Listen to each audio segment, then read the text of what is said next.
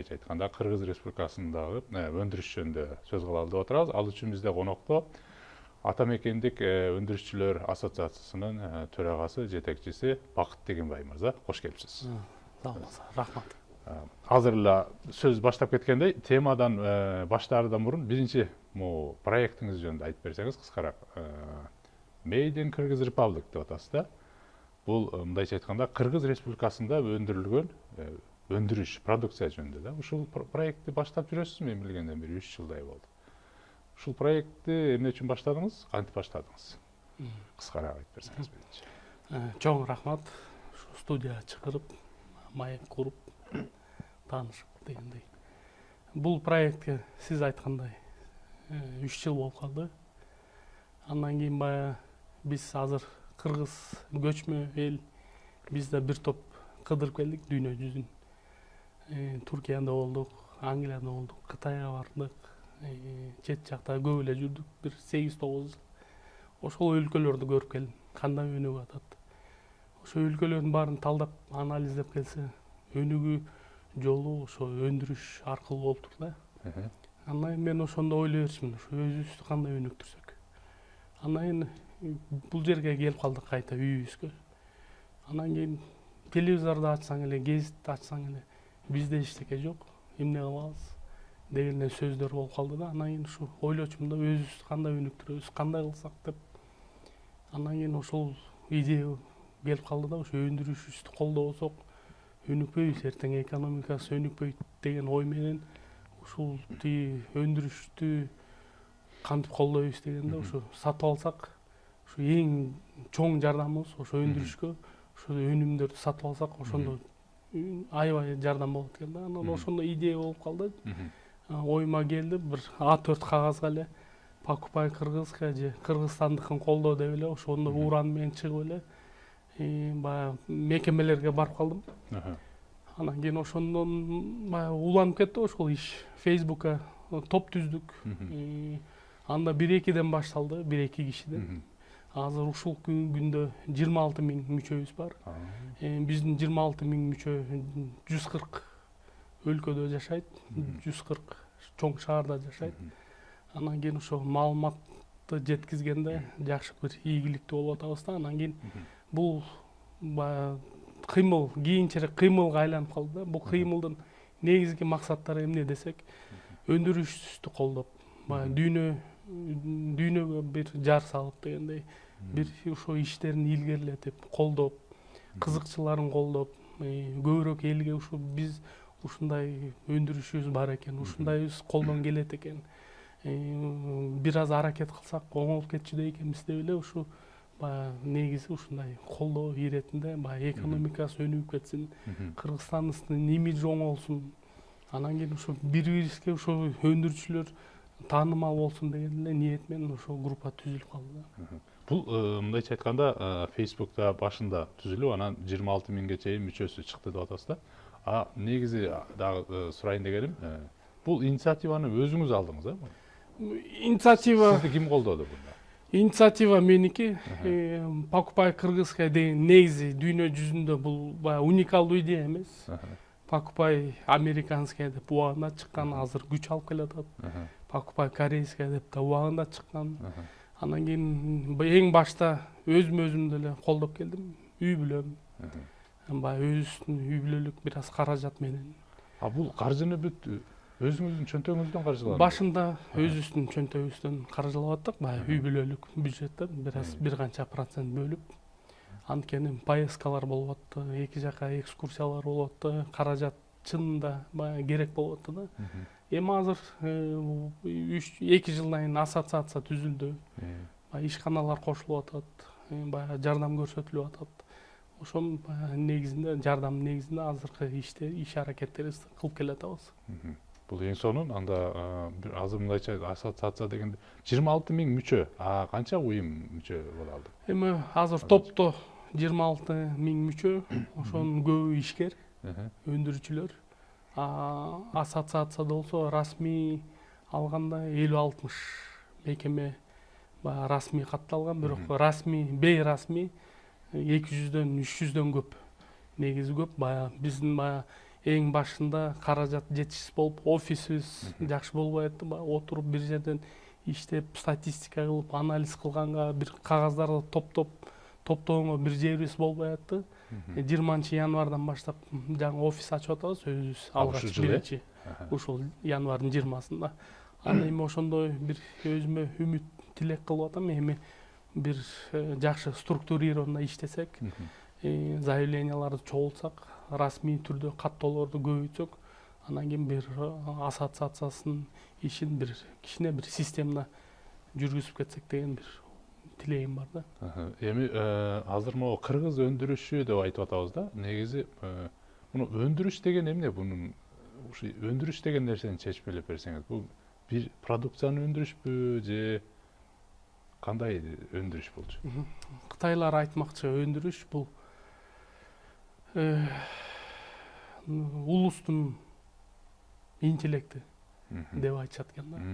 Анан кийин ошо өндүрүш болуп атканда ошо киши өнүгөт экен да. Ойлор келет экен, технология өнүгөт экен, билим берүү тармагы өнүгөт экен, экономика өнүгөт экен, өлкө өнүгөт экен. Ошол өлкөнүн ичинде жашап аткан жарандар байыйт экен. Өндүрүш деген менимче баягы жалпак тил менен айтканда менимче ушул. Товар, Бул физикалык финальный версиясы продукт. Товар, бирок өндүрүш экиге бөлүнүп кетет. Материальный өндүрүш, нематериальный. Бул экөө тең кирип атат, Экөө кирет, нематериальныйга кызматтар кирет, туризм, нематериальный өндүрүшкө кирип кетет. Интеллектуалдык товар деле бул өндүрүштө турабы? Нематериальный өндүрүшкө кирет. Баягы колубуз менен кармап, жеп, кийгенибиз материальный өндүрүшкө. Бакыт мырза, билем да, мен билгенде сиз Түркияда 7 жылдай эмгектендиңиз да, анан Лондондо да 1 жыл ал жакта да иштеп келдиңиз. Баш аягы 8 жыл мусафир болуп, сыртта жүрүпсүз, кыйынчылыктарды да көрсөңүз керек деп ойлойм да. Анан бул жакка кайтып келип, анан эмнелер жөнүндө ойлондуңуз? Негизи биз баарыбыз эле бир бактыбызды издеп чыгабыз сырткачы, мындай окатыбызды кылалы деп чыгабыз да. Бирок ошол 8 жылда эмне таап келдиңиз? Өзүңүзгө өзүңүз артка бактыбызды издеп чыгабыз, билим алалы деп умтулабыз, тыйын табалы деп умтулабыз, бир тажрыйба топтоп келели деп умтулабыз. Ошо дүйнө кандай өнүгүп келатат, ошол агымдарды үйрөнөлү деп. Анан кийин сиз айткандай Туркияда 7 жыл, Англияда 1 жыл, жалпысынан 8 жыл бир трудовой миграция мен тажрыйбам бар. Анан кийин эми бияка келгенде эмне таап келдик? Айтылганын баарын негизи биз таптык. Мен өзүм өзгөрүп келдим. Баягы профессионал катары, инсан катары, ушу Кыргызстандын жараны катары, дүйнө элинин жараны катары мен өзгөрдүм. Баарыбыз өзгөрүп келдик болушубуз керек. Ой жүгүртүүбүз, баягы көз караштарыбыз, анан кийин бирибизге мамилебиз, өлкөбүзгө болгон сүйүү, патриотизм, патриоттулук, ошонун баарын алып келдик. Кыргызстанга кандай бир технологияларды алып келгенге жетиштик. Бир жакшы ойлор менен келдик. Кыргызстаныбыз ушундай жаатта өнүксө, ушундай багыт алса деген. Анан эми акырындап баягы ишке ашыранга аракет кылып атабыз. Келип миграциядан келип үй бүлө курдум бул жерден. Анан үй бүлө куруп, баланы бир аз бутуна тургузганга да бир топ убакыт кетет экен.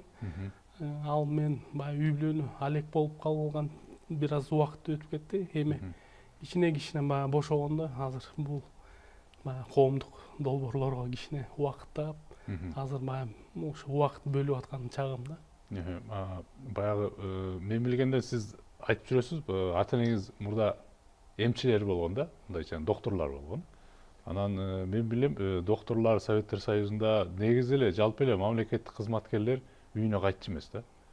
Иштеп, анан балдар деген көп учурда ата эне менен мындай контакт жок болуп калат эле. Мындай сагынышып. Анан кийин сиз ошондон бир чечим чыгардыңызбы бүгүнкү күнгөчү? Мисалы, үй бүлөгө дагы, коомдук жумушка дагы мындай баланс менен бирдей мамиле кылуучу. Жалаң эле коомго кетсеңиз мүмкүн балдарыңыз каралбай калат. А балдар менен жүрө берсеңиз оокатыңыз өтпөй калат деген сыяктуу. Эми сиз Ушуну кантип аракет кылып атасыз? өзүңүз баягы туура айттыңыз. Баягы жообунда айтып койдуңуз болуш керек. Балансты сакташ керек экен. Баягы жашоо өзүбүздө баланстан турат экен да. Андан кийин сиз айткандай баягы советтик адамдар коомчулукка өзүнүн берип койгон да. Андан кийин бизде ушу мен эне атам экөө тең доктур. Андан кийин ушул эне атабызды көрбөй чоңойдук. Алар баягы өзүнүн ооруканасында. Андан кийин менден улуу эжем бар. Биз доктор болбойбуз дечү элек. Эч качан. Андан кийин эми ошо менен ошондой баягы өзүбүздү программировать этсек керек. Баягы доктор болбой, баягы өзүбүз баягы экономика, өндүрүшкө баягы өзүбүздү бердик. Андан кийин эми балансты издегенге аракет кылабыз. Эми баягы эки жактын өнүгүп атканын көрүп атабыз. Анан кийин эми биякка болуп кетсең, бияга калып калат экен. Коомчулукка кирип кетсең, үй бүлөдө иштериң калып калат, балдарыңды көрбөй каласың.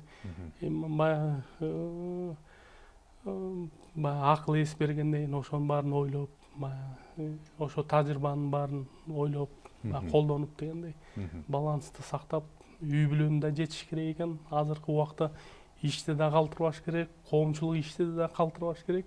Ошонун баарын жетишкенге аракет кылыш керек. Антпесе ийгиликке жетиш бир аз кыйыныраак деп ойлойм. Азыр ошондо эми азыр могу аракет кылып атасыз да коомдук ишти, жеке жашоону, анан коомдук иште ата мекендик өндүрүшчүлөр ассоциациясы деп атасыз да. Азыр мындай изилдеп көрдүңүзбү? Кыргыз Республикасында канча бизнес ассоциация бар экен азыр?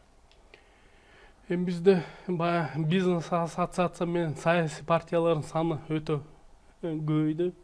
Менимче бул жакшы көрүнүш. Бир жактан конкуренция болуш керек, эркин ой жүгүртүү болуш керек.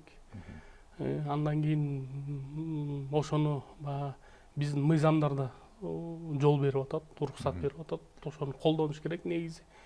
Көп эле өлкөлөрдү кыдырып келип атабыз. Мына өзүбүздө Жапонияда бир канча жыл жашап келдиңиз. Мен да Түркияда бир канча жыл жашап келдим. Аяктын экономикалар ассоциация менен өнүгүп келген.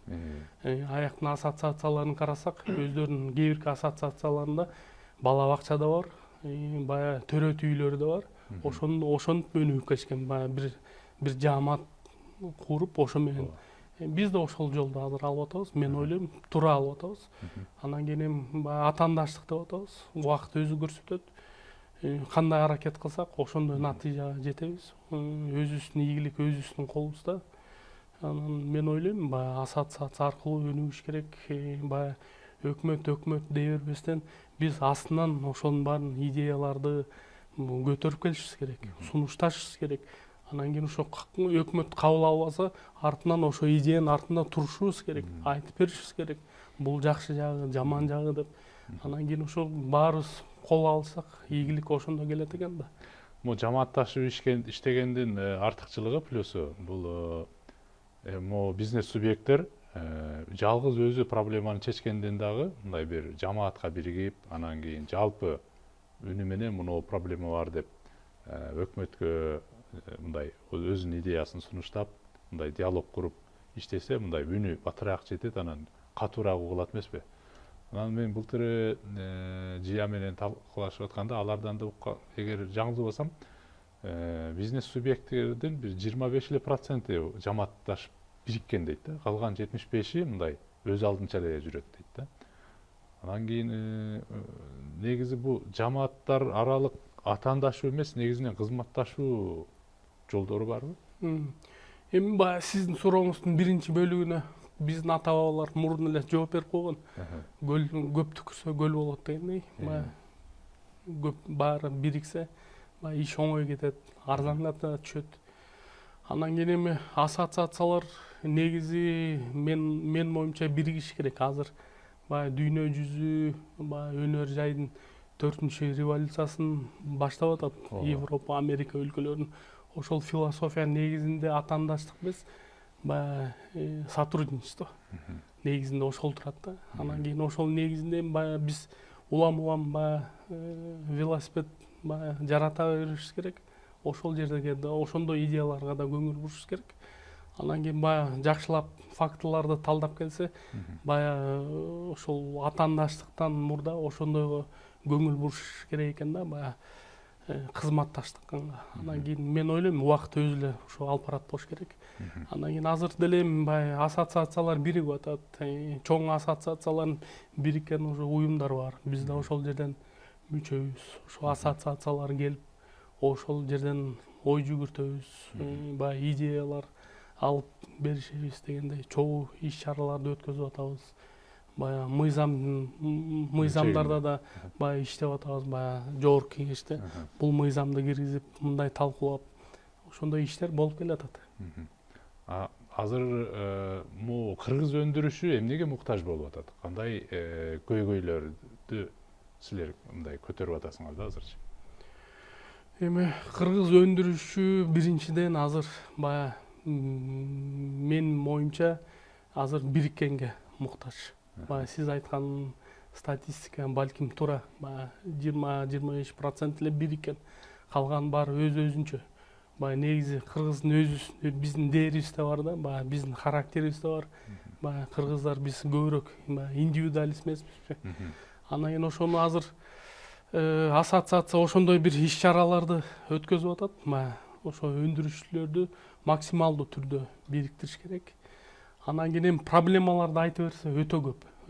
Азыр ар бир өлкөнүн өндүрүшүнө суроо берсең, мен толук ишенем, Америкада Apple'дун деле чоң проблемалары. Бул эң сонунда проблема болуш керек да. Анан бизде деле проблемалар толтур. Анан кийин каражат жетишпейт, рыноктор жакшы ачылбайт, баягы билим деңгээли түшүп кетип атат, жакшы адистер жок. Мына эртең ишкана ачайын десең, инженериң жок, технологиң жок, конструкторуң жок, проблемалар көп. Анан кийин ошонун баарын азыр баягы чечкенге күч жумшаш керек, чуркаш керек дегендей.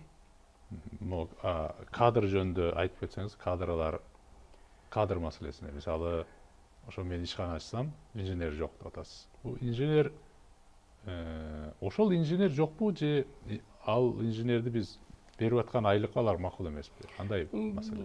Бул жерден эки жактан караш керек да. Биз азыр кичинекей өспүрүмдөргө сурамжылоо сурасак, таможник болгусу келишет, сот болушу келишет, андан кийин налоговыйга барышат, финполицияга барышат, жана башка ушуга окшогон структураларга. Азыр өз ыктыяры менен баягы инженерный факультеттерге, технология факультеттерине өтө аз. Ошондуктан ошол жагы бар да, баягы коомчулук, баягы ошондой бир убакыт өтүп атсак керек, баягы ушундай специальностьтар модный болуп, мода болуп, бул конструктор, инженер баягы экинчи планда да эмес, эң астыңкы, эң ылдый төмөнкү планга түшүп кетти да. Андан кийин айлык маяна дегениңиз да негизи туура. Көбүрөөк айлык маяна берген Казакстан, Россияга ошол жака ооп кетип атышат. Инженерди коелу, биздин мугалим, врачтар да кетип атат.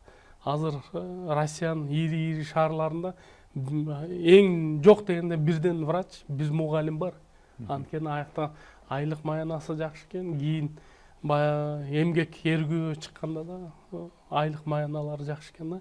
Эми ошол жерден да карашыбыз керек. Эми бул жерден эми бир эле ассоциациянын колунан келе бербейт болуш керек. Бул жалпы баягы өкмөт, президент чогуу бир отуруп, бир чоң бир олуттуу реформаны жасамайынча мен ойлойм бир кичине алдыга жылышыбыз бир аз оорураак көрүнүп турат.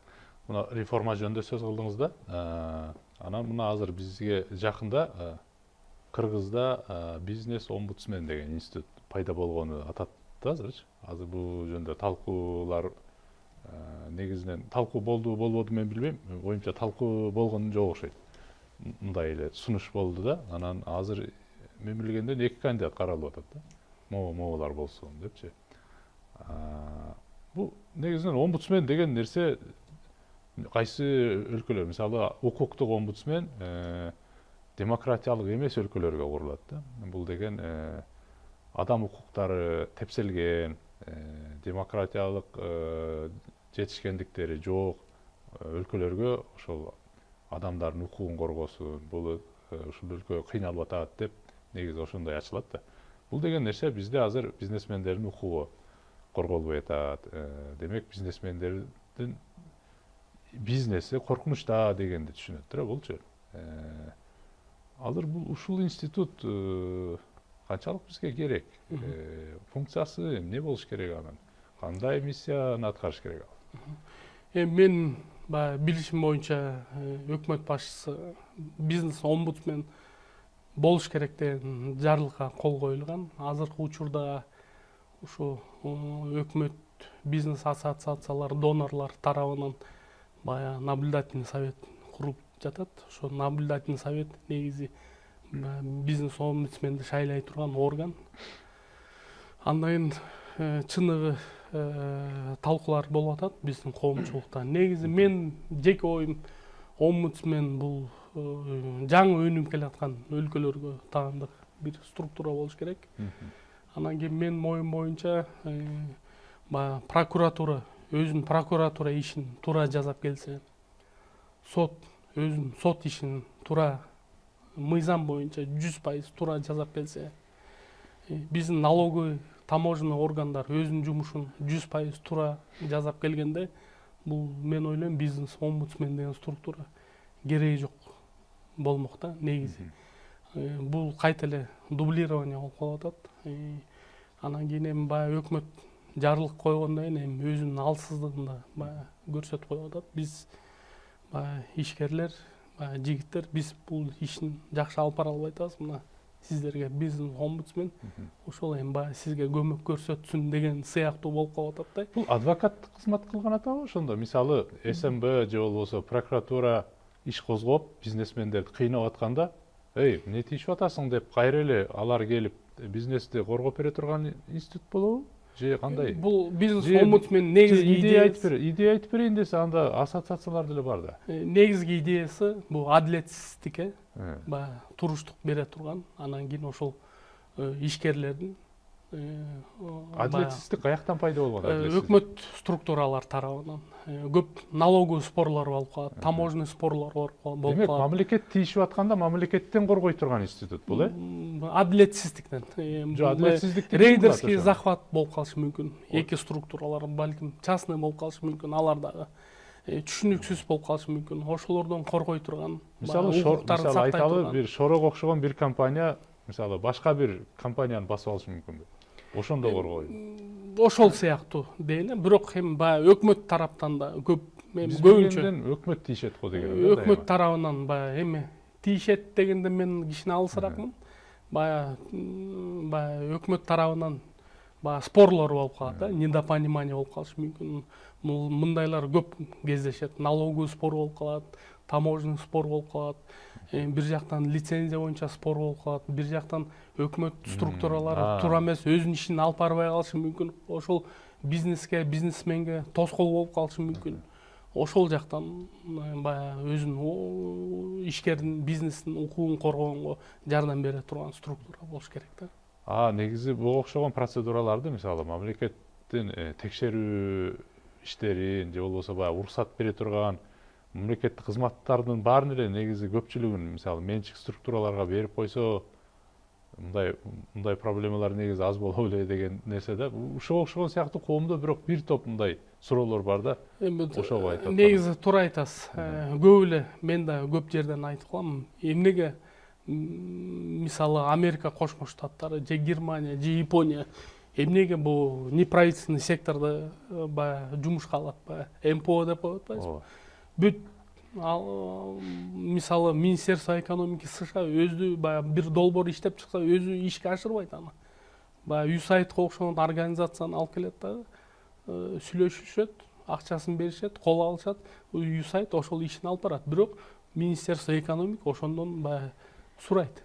Натыйжасы кандай болду, эмне болду? Ошон үчүн 100% эффекттерге жетишет да. Биз да ошондой системаны кабыл алышыбыз керек. Өзүбүз министр өзү чуркай бербей, ошондой неправительственный сектордо да уже ишке тартыш керек. Ошолорго делегирование кылып бериш керек. Акча бөлүп бериш керек, бюджет бөлүп бериш керек, убакыт бөлүп бериш керек. Андан кийин натыйжасын сураш керек. ийгилик болду, болгон жокпу, ийгилик болбосо эмнеге болгон жок, каянан такалып калды, эмнени өзгөртүш керек. Ошондо менимче жакшы бир жылышка чыгабыз, государственный бир система, ошондо бир жакшы баягы жылыш болот да, бир современный, бир баягы заманбап бир жол менен кеткен болобуз да. Бул азыр эми кыргыз өндүрүшү деп айтып атабыз. Кыргыз өндүрүшүн структуралап, анын контентин билиш үчүн биз кыргыз улуттук экономикасынын структурасын карап көрбөйлүбү?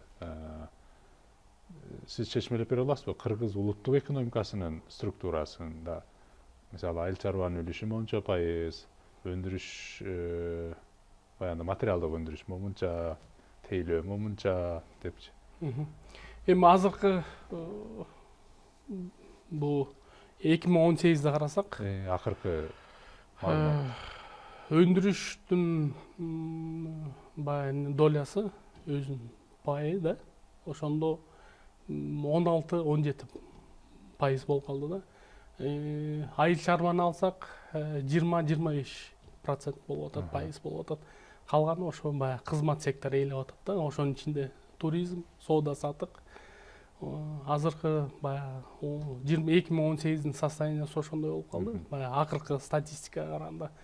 Бирок менимче баягы биздин статистический погрешность аябай көп. чоң, Бул менимче баягы реалдуу картинаны алып бербейт, чагылдырбайт. Ошон үчүн баягы статистика органдар ошо жакшы бир талдап, анализдеп, ошол органды жакшы иштетиш керек болуп атат да. Анткени бул жерде чоң бир коркунуч бар да. Мен мисалы жетекчи катары биздин статистиканы алып туруп кыймыл аракет жасайм. Мен ошол жерден бир чечимдерди, ошонун негизинде чечимдерди кабыл алышым керек. Бирок ошол статистика туура эмес маалымат берип атса, 100% картинаны чагылдырбай атса, мен чечим алышым кыйын. Анан ушу чечим баягы туура кабыл алынды дегенден бир аз алысмын да. Ошондуктан баягы общий бир цифралар бар, бирок баягы мен бир аз күнөөм санайм да ошол жактан. Мындайча айтканда, мен билгенден, мисалы, биздеги өндүрүш, материалдык өндүрүш негизи 20% деп айтылчу да. Анан азыр айыл чарба 25 деп атасыз, мындайча айтканда. 20-25. 55-и бул тейлөө, соода болуп атат да. Тейлөө, соода, туризм. Ошонун өндүрүшүнүн ичинен дагы 11% бул кумтөр болчу. Эми жарымысы десек, азыркы 2018'de 16-17 болуп атат. Ошонун тең жарымы кумтөр ээлеп атат да. 8,5 ошондо 9 болуп калат да. Ошондой болуп калат. Ошондо ошол жарымы эмне биз өндүрүп атабыз? Эми жарымы кийим тигүү тармагы. Кийим тигүү тармагы. Тамак аш. Текстиль, тамак аш өндүрүү. Андан кийин негизи бул бизге жарашпай турган негизи сандар да. Биз мындан да көбүрөөккө баягы потенциалыбыз бар, дараметибиз бар. Эми татыктуу деп айткым келет.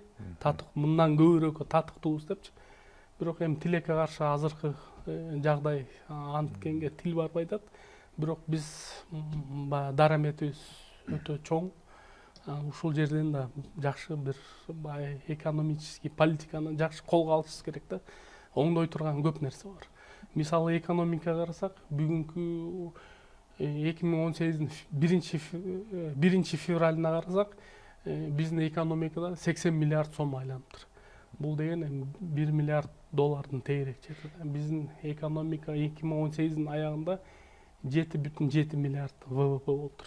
1 миллиард наличный акча айланып атат. Бул өтө аз. Кытайды карасак, өздөрүнүн ВВПсынан 2 эсе көп наличный айланат. Американы карасак 8 эсе көп наличный айланат. Бул эмнени айтат? Биз акча, биз бул системанын кровеносный немесинде канда бул айланып турат. Болбосо болбойт. Кан алмашуу. Ошон үчүн ошол системаны жакшылап талдап чыгыш керек. Айтор көйгөйлөрү өтө көп. Анан кийин ушундан улам өндүрүштө баягы такалып келет, буйтап кетет, баягы буттар мүдүрүлүп кетет, анан кийин тоскоолдук болот. Жалпы мен айткым келген нерсе, ушу биздин саясий институттар жакшы бир баягы экономикалык система баягы орнотуп албайчат да. Баягы биздин экономика акча көбүрөөк келе турган, атаандаштык жогорулай турган, баягы соода сатык көбөйө турган, экспорт көбөйө турган, импорт көбөйө турган система жок болуп атат да. Анын баары жок болсо да өндүрүштүн өнүгүшү да бир аз кичине татаалыраак көрүнүп атат да мага. Мисалы билесиз да, Кытай кошуна мамлекет, илгери агрардык мамлекет болчу. Былтыры деген Кытайда булардын Компартиянын 12-чи съезд курултайы болгондо, булардан улут лидери, мисалы Ши Цзиньпин мырзанын отчетун карасак, азыркы Кытайдын улуттук экономикасындагы айыл чарбанын үлүшү болгону 12% түзүп атат да. 88% бүгүн булар башка чөйрө болуп атат. Бул ошол материалдык өндүрүш, тейлөө, жаңы революция, баягы биз айтып аткан 4-чү өндүрүштүк революция. Ушулар болуп атат да, ноу-хау нерселер болуп атат, инновация. Айыл чарбага, негизи билесиз, агрардык мамлекет деген нерсе бул келечеги жок деген. Кичине рискованный. Элке кедей мамлекет болот деген түшүндүрөт. Себеби өнүккөн өлкөнүн бардык жеринде шаардыктар 90%, айыл чарбада айылда 10% эл жашайт.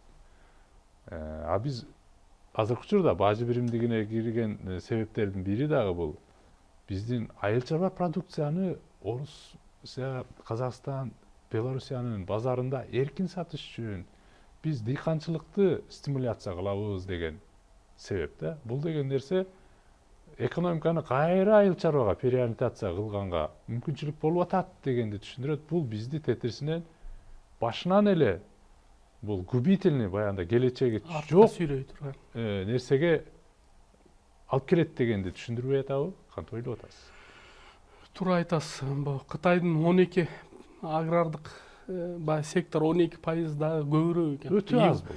Европанын структурасын карасак 1-5 чейин, 1-5% алат. Бизде 20-25. Бул өтө көп. Өтө чоң. Буну азайтканга аракет кылышыбыз керек. Эми бул ар кандай геополитикалык да бир немелер болсо керек. Оюндар да ар кандай болуш кетиши мүмкүн. Эми аны толук айта албайсың. Албетте. Бирок өзүңүздүн пикириңиз мындай. Биз анализ кылган пикириңизди айтыңызчы. Мен өзүм оюм индустриалдык өнүгүүгө баягы жол алышыбыз керек. Агрардык сектор биздин да ВВПнын эң биздин реформанын соңунда 1-5%дан ашпагандай неме алыш керек. Бирок 100% эффективдүү болуш керек. Бүгүнкү биздин агромеханизацияны карасак, болгон эле 10%. 90% баягы кол менен жасалат да. Кол менен 21-кылымда кол менен жасалган иш бул өтө эффективсиз, натыйжа бербей турган бир система. Эми муну айта берсе баягы көп убакыт кетет. Индустриалдык өнүгүүгө жол алышыбыз керек. Жакшы бир модель алышыбыз керек. Биздин ресурстук база буга толук кандуу жол берет. Бүгүнкү мисалы Орус Федерациянын импорт структурасын карасак, жалаң эле баягы темир, машиностроение, электрониканы көбүрөөк импорт кылышат экен да. Биз ушул жерди жакшылап анализ кылып келишибиз керек. Анткени биз электроника баягы өндүрүшүн өнүктүргөнгө толук кандуу мүмкүнчүлүгүбүз бар. Электрониканын негизги заты сырье деп коебуз, ал кремний. Биздин баягы каякты Кыргызстан ар бир каягын казбасаң, бүт жерден кремний чыгат.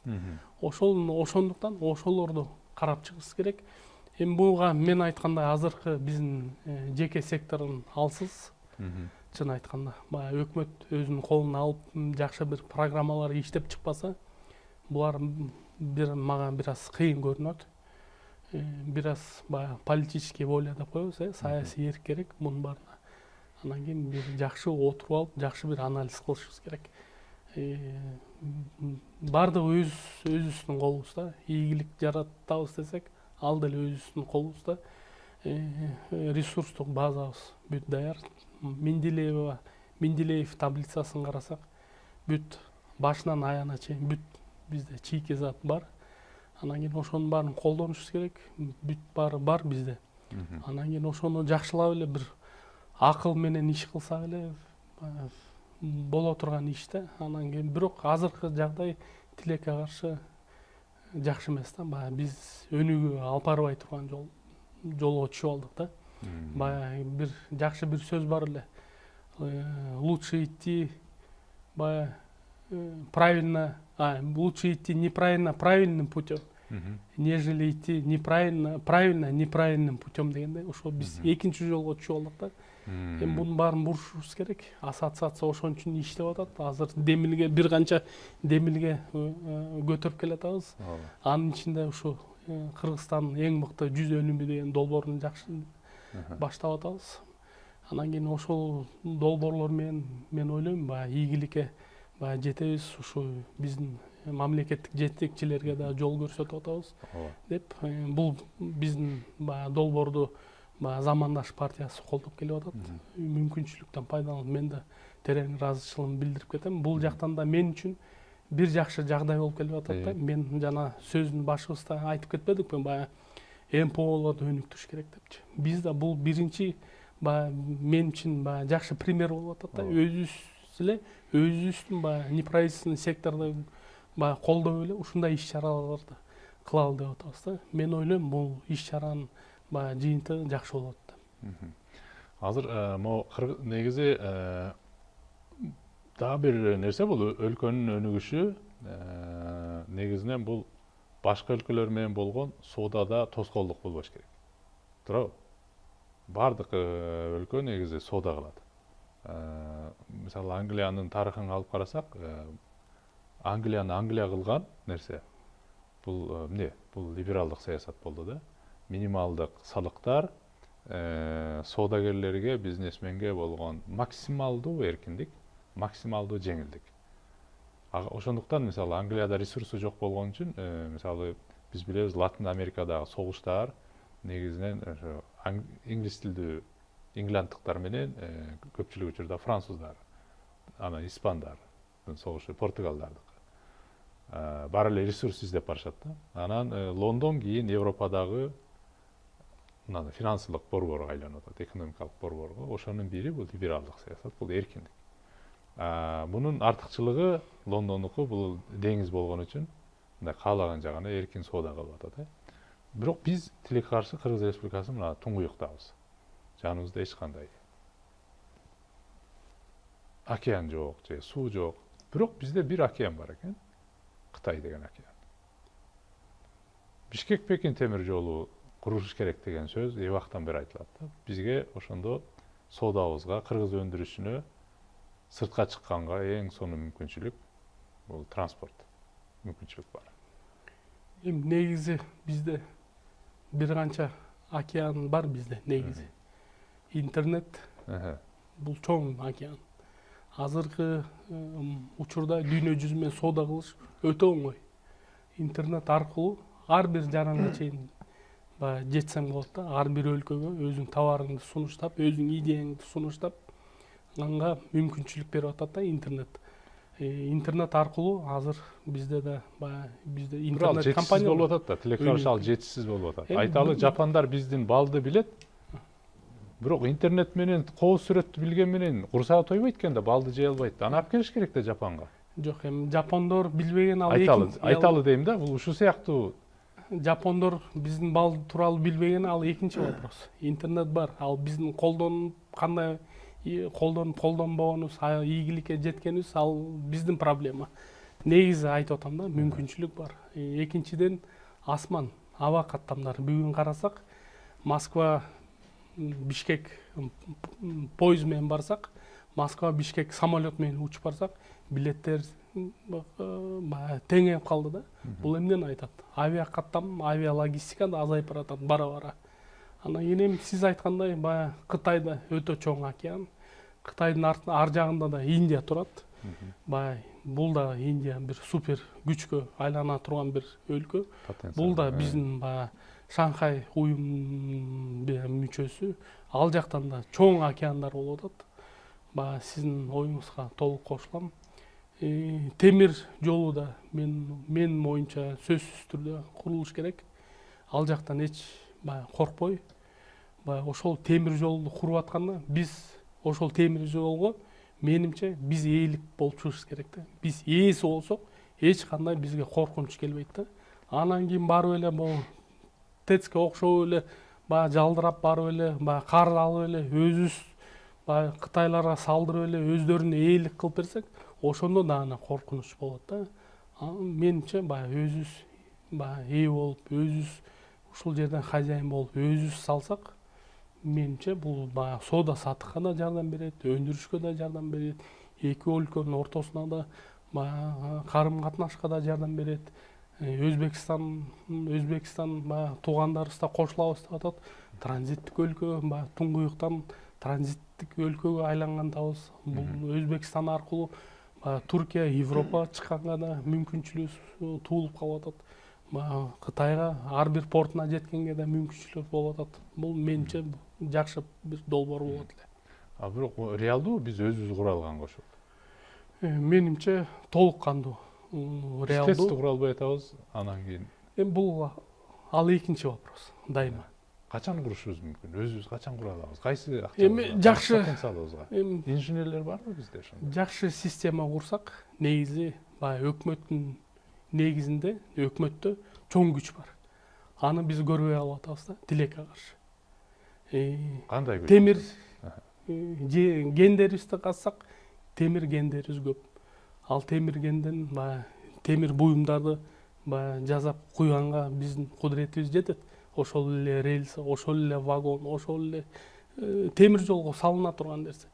Ушул жерде Бишкекте ушул күнү 400 курулуш компания иштеп жатат. Бишкек баягы Кытайдын чек арасына чейин канча километр деп айтып атышат? 300 километр балыкчыдан. Эми ошол 400 компания, мисалы 400 компания бирден километр жол берип берсек салса болот да. Ошо 400 компания, ошонун баарын чогултуш керек да. Эми акча деп атабыз.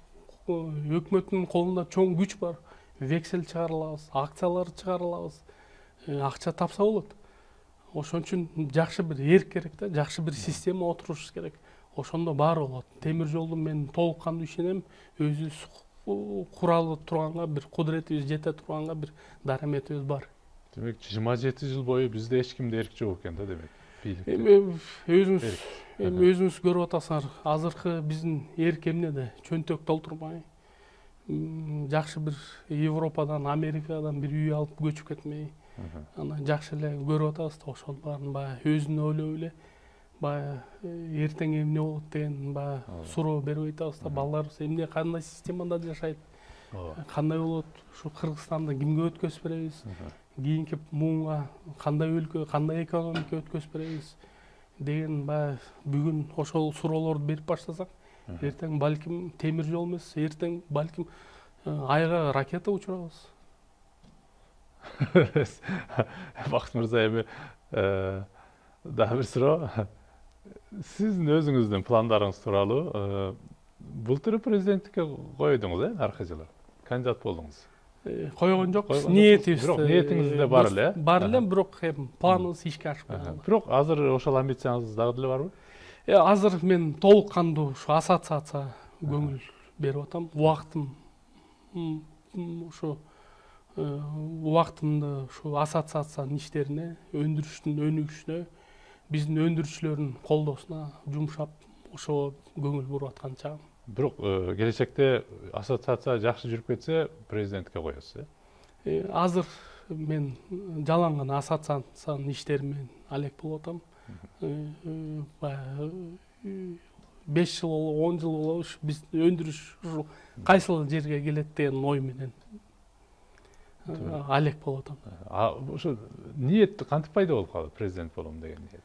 Эми ниет өзүңүздөн чыктыбы, демилге катары же бирөө сунуштадыбы же кандай? Эми ниет албетте, эми биз баягы өзүбүздүн жашообузга өзүбүз ээ болгондон кийин албетте өзүбүздүн баягы оюбуз, бирок эми баягы жакшы планыбыз ишке ашпай, баягы бир аз токтоп калдык да.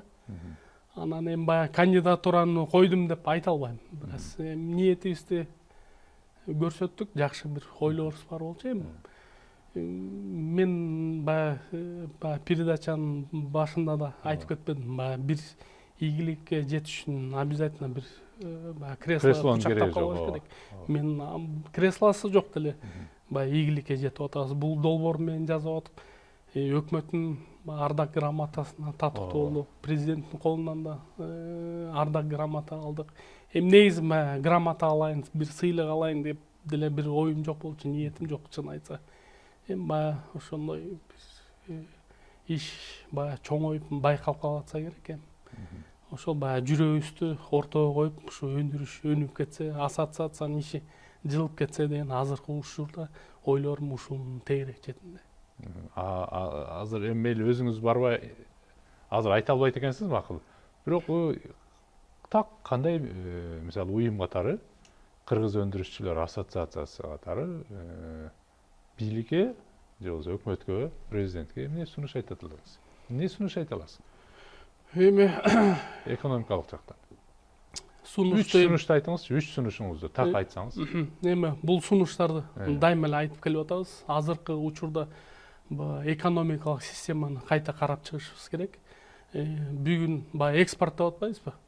Дайыма экспорт деп атабыз. Экспорттун анализин кылып келсек, биринчиси бул. Биринчиси экспортубуз 1,5 миллиард доллар экен. Экспортубуз 1,5 миллиард доллар. Импортубуз 5,5 миллиард доллар экен. Анда соода сальдо таптакыр мынандай, Ошон үчүн мен баягы биринчи сунушубуз импортты жакшылап талдап чыгыш керек да. Демек, баягы 5,5 миллиардка товар сатып алып атсак, демек 5 миллиард акчабыз бар экен да. Ошонун баарын импортозамещение деп коет экономикада. Ошону талдап чыксак, ошол жактан да жакшы өнүгүп кетет элек да. Мисалы баарын карап чыктым. Россия Федерациясынан 500 миллионго бензин алып келет экенбиз. Ошол 500 миллионду бензин алып келбестен ушул жерге инвестиция кылып, баягы Бразилияны билебиз, биоэтанол менен жүрөт да. Баягы ЮАР деп коебуз, Южноафриканский республика. Көмүрдөн, ошо бензин көмүрдөн жазып, Африканын тең жарымына поставка алат экен. Демек, биз альтернативный жол издеп, ошол акчаларды алып калсак болот экен да. Мисалы спирт ушул күнү баягы менчик колго өтүп кетти да. Кара Балтада чоң килеген спирт заводу туруп калды. Эми ошол жерден банкрот дей бербей, ошолну баягы переориентация кылып, реформа кылып, ошол спирт мейли спирт сата албайт экенбиз. Ошол жерден биоэтанол чыгарсак болот экен да. Ошол биоэтанолду ушул жактан баягы машина куюп, бензин ордуна колдонсок, ошол Россия жөнөтүп аткан 500 миллион долларды ушул жактан алып калсак болот экен да. Ошол жактан баягы сунушум ушуну жакшылап талдап, баягы анализ кылып, импортозамещениянын баягы проекттарды ушул жерге ишке ашырып, ошол жерден баягы жакшы иш кылып кетсек, биз бир топ эле алдыга жүрө турган бир долбоорлорду ушул жактан ашыра алабыз да. Бул биринчиси. Экинчи сунушуңуз. Анан экинчиси эми биздин эң ушул ири баягы экономиканын ири баягы отрасль деп коебуз, бул животноводство, баягы мал багуу, мал боордоо. Ушул жактан да карап чыксак, жыл сайын араб өлкөлөрүнөн ушул жака 10дон 20дан делегация келип кетет экен. Ошол жактан да карап чыксак, бир жылда биздин жайлоолордо 9 миллиард долларга чөп өсүп чыгат экен. Ошол 9 миллиард доллар биздин азыркы ВВПбиз 8 миллиард доллар. Ошол жерден 9 миллиард доллар өсүп кетет экен да. Ошону этке айландырып экспорт кылсак, биз бул 100дөгөн миллион доллар киреши болот экен да. Ушул секторду карап чыксак, бул түздөн түз баягы биздин экспортту, экономиканын көлөмүн көбөйтө турган биздин сектордун бирөөсү саналып келет да. Андан кийин эми үчүнчү сунушум баягы өндүрүш жагынан дайыма айтып келем, эчтеке кылбаганда мамлекет эки нерсеге көңүл буруш керек да. Бул билим берүү, анан баягы пчеловодствону кыргызчасын балчылык деп коебуз, арычылык деп коет да. Ошо арычылыкка көңүл буруш, ушул эки тармакка көңүл буруш керек. Билим тармагы боюнча баягы иш чара кылбасак да, баягы бул биздин маегибиздин башында да сөз кылып кеттик. Баягы адистер өнүкпөй калат экен, жарандар өнүкпөй калат экен. Арычылыкка көңүл бурбай алсак, биздин айыл чарба такыр өнүкпөй калат экен да, экология өнүкпөй калат экен. Арычылыктын да бир өзгөчөлүгү бар экен, бул азыр таяние ледников деп атпайбызбы, баягы биздин ошо музда мөңгүлөрдүн эрип кетиши. ошол түздөн түз таасир бере турган бир сектор экен да, арчылык. Баягы дүйнө жүзүндөгү баягы билим адамдары баягы санап келиптир да. Дүйнөдө арчылык жок болуп кеткен да, 3 жылда баягы сельский хозяйство менен экология такыр өлөт экен да. Ошондуктан баягы ушул жагында колго алыш керек. Баягы эң жок дегенде арчылыкты кармап турсак, ушул жерибиз сакталып, экология сакталып, баягы мөңгүлөрүбүзгө эрибегенге, баягы жол бергенге, жардам бергенге баягы жакшы бир көмөк болот экен да. Бул эл чарба деп калдыңыз экинчи сунушуңуздан. 9 миллиард долларлык чөп өсүп атат дедиңиз да. Азыр тарыхка карап көрөлү. Тиги Усуалиевдин учурунда койдун санын бизде 15 миллион башка жеткизип, туяк, койдун туягын санын 15 миллионго жеткирип коюп, бизде могу немелерди, жайыттын баарын тепсетип салган дейт да. Тетесине малды көбөйтсөк, проблема чечилбейт экен да. Эттин санын көбөйтөбүз деп малды көбөйткөн менен алар кайра жерди тепсеп салат деп атат, жайыт. Бул жерден ар бир отраслга инновационный подход керек. Бул айыл чарбага да дал ошондой. Биздин жайыттарга мал жөнөтүп коюп эле жайыттарды өнүктүрбөсөк, албетте ал жер өлөт. Эртең чөл болуп калат. Ошол жерге каражат жумшаш керек, восстанавливать этиш керек, чөп себиш керек. СССР малында ким кылат ошону? Аны эми өкмөт колго алыш керек. Айыл чарба министрлиги акча жок болсо кантип кылат аны? Ал эми акча жок, ал экинчи вопрос. Негизи өкмөт алыш керек, айыл чарба сектор алыш керек. Акча эми жок эмес. Акчаны жаратыш керек, экономиканы жаратыш керек да. Акча бар, акча көп. Эми мен бир төлөөчүлөрдөн да. Салык төлөөчүлөрдөн экономиканы да жакшы көз караш кылыш керек да. Мен бир нерсе айтып, бул бюджет бул ошо салыктардан турат. Мен бир нерсе айтып кетейин. Ишиңиз жакшы жүргөндө салык төлөйсүз. Болбосо салык төлөбөйсүз, ишиңиз жакшы жүрбөй атса. Туура. Эми өкмөт да ошого жардам бериш керек экен да, системаны жакшы орнотуш керек экен да, ошо ишкердин, өндүрүүчүнүн иши жакшы болуп кетсин деп. Ошого бир жакшы бир неме, бир жакшы система орнотуш керек экен да. Мен бир мисал айтып кетейин. Бул либералдык саясат туурабы? Либералдык. Бизнесменге тийишпе, бизнесменди пайгамбардай сыйлайлы деген нерсе туурабы? Ар бир структура өзүнүн ишин жакшы, мыкты аткарып келиш керек да. Өкмөт өзүнүн өкмөт ишин мыкты аткарып келиш керек. Ишкер өзүнүн ишин мыкты аткарып келиш керек да. Мен бир мисал алып келейин. Мисалы сиз өзүңүз баягы шаардын ортосунда турам деп калдыңыз. Аяктын жердин баасын билесиңер, биздин БЧК бар. БЧКнын ылдый тарабы баасын билесиңер. Баягы өтө төмөн. Саз деп ал жерде. Салыштырганда. Эмнеге саз? Анткени БЧК бизде туура эмес курулуп калган да. Эми баягы мен экономист катары карап туруп ошол жерде көз карашым менен карасам, мен ошол жерди БЧКны кайта кургатып туруп гидроизоляция кылыш керек. Ошол жерге акча жумшаш керек. Ошондо БЧКны суу өтпөй турган кылсак, ошол жерде нымдуулук азаят дагы, ошол жердин баасы көтөрүлөт. Түшүнүп атасыңар? Мына ошондо жердин баасы көбөйгөндө акча да көбөйөт. Ошондой негизде ушундай системаларды, ушундай нерселерди ишке ашырсак, ушундай нерселерди внедрять этсек, биздин экономика, бизде акча көп, акчанын үстүндө жүрөбүз. Бирок ошонун баарын алып чыгыш керек, жакшы системаларды эметиш керек. Өкмөттүн колунда чоң күч бар. Акча айтып атпаймынбы, биздин экономикада 1 миллиардга жакын эле сом айланып атат. Биздин ВВПбызга 8 эсе ошо акча жетпей атат да. Вексель печать этсе болот, акциялар чыгарса болот. Ошонун баарын колдо. Мына сиз баягы Японияда жашап жакшы билип калдыңыз болуш керек. 2010-жылы Япониядан ишкерлер келип ушул жерде хаб куралы деп сунуш менен келди. Бирок эми биздин баягы атка минерлер ортодон бирдеме сурашса керек, ал долбоор баягы болбой калды да. Баягы хабтын айланышына акча келип атат да, инвестиция келет экен да, жакшылап бир акылдууча иш кылса. Көпчүлүк учурда жапондар буяка келбегени ишкерлердин биринчи себеби бул чиновниктердин тийишкени бар сөзсүз, бирок андан дагы Бул жерде сот иштейби иштебейби, сот системасы? Эми ошон үчүн Ошо баягы мыйзам бизнес үстөмдүгү барбы жокпу? Эгер проблема чыгып кетсе, мен проблемамды сот аркылуу чече аламбы деп, ошон үчүн Европадай, Америкадай. Ошон үчүн тынч кулак деп алар мыйзам иштеген жака кетет. ошон Негизги үчүн себеби баягы ошол. бизнес омбудсмендин бул- түзүлгөнүндө Бул омбудсмендин иши эмес, бул сот системасы, бул сот мыйзамдын үстөмдүгү орногонбу? Верховенство права деген нерсе бул.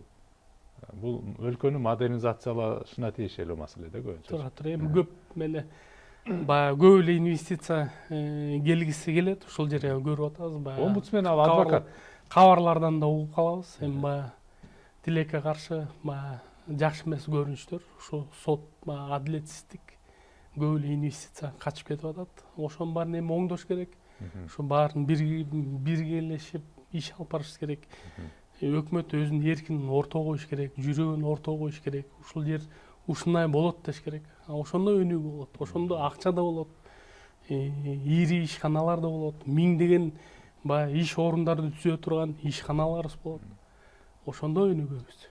Ошо анда абдан жакшы айтканыңыз ишке ашсын сөзсүз. Тилекке каршы бизге берилип аткан убакыт аягына келип отурат. Мен сизге ошо каалоо айтат элем. Ушу ылайым эле ушу Made in Kyrgyz Republic деген, мындайча айтканда Кыргыз Республикасында жасалган деген атамекендик өндүрүш чындап эле мындан да ары дагы өнүксүн. Чындап эле башка өлкөлөрдөн биз Кыргыз Республикасында жасалды деген мындай продукцияны да чет өлкөдөн көрүп калалы. Ошон үчүн сизге ийгилик каалайм. Келечекте дагы жакшы сунуштарыңызды айтыңыз, көбүрөөк бизнеске тийишпегиле, бизнеске жеңилдик бергиле деп, жардам бере албасаңар дагы тийишпегиле деп көбүрөөк кеңеш айтарсыз келечекте. Чоң рахмат, сизге да ийгилик каалаймын. Эмесе атайын келип бергениңизге мен сизге чоң алкыш айтам. Сиздерге да чоң рахмат. Урматтуу көрүүчүлөр, биздин улустар жана турмуш көрсөтүүсүнүн кезектеги чыгарылышы аягына келип отурат. Бүгүн бизде конокто Бакыт Дегенбай мырза болду. Атамекендик өндүрүш ассоциациясынын төрагасы. Ушуну мен сиздер менен кайрадан көрүшкөнчө кош айтышам, жакшы отуруңуздар.